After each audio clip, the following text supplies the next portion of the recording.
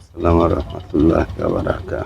আচ্ছা আঙ্কেল, আপনাদের এই নদী ভাঙন কতদিন ধরে চলতেছে এখানে? প্রায় ৪-৫ মাস হয় খেওয়ারচর থেকে খাউরিয়ারচর পর্যন্ত।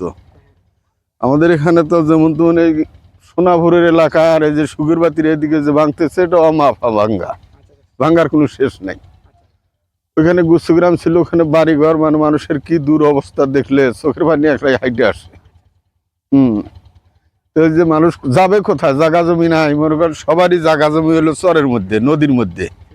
এখন যে ঘর বাড়িগুলো নিয়ে নামাবে কোথায়, হ্যাঁ ঠিকানাবিহীন হয়ে গেছে মানুষ, হ্যাঁ নিয়ে নামানোর মতো আশ্রয় তাদের নাই। আপনার এই 5 মাসে কিরকম নদী ভাঙছে? প্রচুর ভাঙছে বাবা, বহু জায়গা ভাঙছে। আপনাদের এখন যারা নদীতে ভাঙতেছে তারা কি এখানেই আশেপাশে থাকতেছে নাকি বাড়ি নিয়ে চলে যাচ্ছে একদম? অনেকেই দিনাজপুর যাচ্ছে, অনেকেই মনে করেন যে হয়তো ফাঁকে ফর্দে যা চা চিন্তা নিয়ে, অনেকেই আবার চর্চা করে যা আশ্রয় নিতেছে। আপনার এই যে নদী যে এরকম পরিস্থিতি দেখে আপনারা কি মানে অসহায় হয়ে পড়ছেন একদম? একদম অসহায় বাবা, আমাদের অসহায়ের আর শেষ নাই। হ্যাঁ, আপনি বলতে থাকেন। আপনার আপনার বাড়ি কোন জায়গায়? আমার বাড়ি ঘুঘুমারি। ঘুঘুমারি। আপনার বাড়ি কি আছে? আছে নদীর কান্দা একবারে সাথে। নদীর কান্দে জি একসাথে? একসাথে। আচ্ছা, তার মানে আপনি ভয়ে আছেন? আমিও মনে করেন আতঙ্কের মধ্যে আছি। আতঙ্কের মধ্যে আছেন। যাক, আর আপনাদের সরকারের কোনো উদ্যোগ নিচ্ছে সরকার? না, সরকার তো আমাদের এখানে কোনো উদ্যোগ নেয় নাই বাবা। ইদানিং এই যে কিছু বস্তা হয়েছে, হ্যাঁ, এর আগে সরকার কোনো উদ্যোগ নেয় নাই। আমাদের এখানে কোনো কাজ যেন হয় নাই, উদ্যোগ নিচ্ছে না নিচ্ছে কি বুঝবো আমরা। আমাদের এখানে কোনো কাজ হয় নাই। তার মানে আপনাদের সরকার কোনো ধরনের উদ্যোগ নেয়নি? না, নেয় নাই। আচ্ছা, আপনাদের এলাকার কোনো ধরনের ওইরকম কোনো মানুষ নাই যারা হচ্ছে এটা নিয়ে কাজ করবে বা আন্দোলন করবে?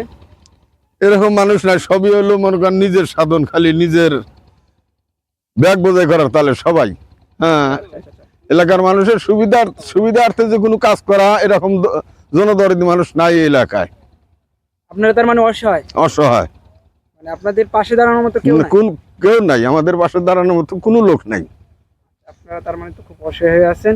তো আমরা চেষ্টা করব এটা ভিডিওটা শেয়ার দেওয়ার জন্য, যাতে মানুষ আপনাদের এই পাশে দাঁড়ায়। ঠিক আছে?